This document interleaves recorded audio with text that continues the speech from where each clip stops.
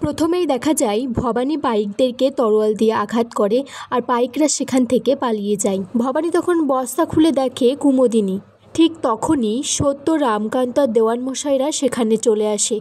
ভবানী বলছে, মহারাজ, আমি আপনাকে ডাকার সময় পাইনি।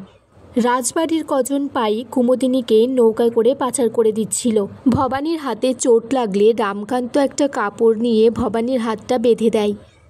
আর রামকান্ত বলছে, তবে রাজরানী, এই কাজটা কিন্তু খুব সন্দেহজনক। এদিকে কুমুদিনীকে রাজবাড়িতে নিয়ে আসলে ইন্দুবউ বলে, দেখেছ মাথায় কতটা মেরেছে, মনে হয় অজ্ঞান করে দিয়েছিল।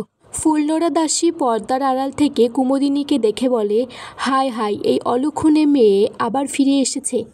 ভবানী ইন্দুদিদিকে বলছে, কুমুদিনীর জ্ঞান ফিরলে পুরো ঘটনাটা ওর কাছ থেকে আমাদের জানার দরকার। কুমুদিনীর তারপর জ্ঞান ফিরে আসে আর সে সবটা ভবানীকে জানায়। তখন ফুলনোড়া দাসী ঠাম্মির কাছে গেছে আর বলছে, ওই হাগরের মেয়ে সব জেনে গেছে আর এই ঘরের দিকেই আসছে। ভবানী তখন পিসি ঠাম্মার ঘরে আসে আর বলে, বাহ, সবাই তো এক জায়গায় আছেন দেখছি, তা আমি জানতে চাই কুমুদিনীকে এই রাজমহল থেকে বার করার আদেশ কে দিয়েছে? সতী আটকানোর সময় ঠিক একইভাবে কান্নার আওয়াজ শুনিয়ে আমাকে ছল করে কালকুঠুরিতে আটকে দেওয়া হয়েছিল। ভবানী ফুলনোড়া দাসীর হাতটা টেনে ধরে বলে, উত্তর দাও, না হলে সোজা কিন্তু আমার তরোয়ালটা এনে।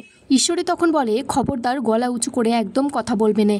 পিসি ঠাম্মা তখন বলছে, ওই মেয়ে যদি এখানে থাকে পাপের জন্য সব শেষ হয়ে যাবে। কুমুদিনী তখন কথাটা শোনে। ভবানী বলছে, আপনি মনে হয় ভুলে যাচ্ছেন পিসি ঠাম্মা, মহারাজা আর রঘুরাজার আদেশেই কুমুদিনীকে এই মহলে রাখা হয়েছে।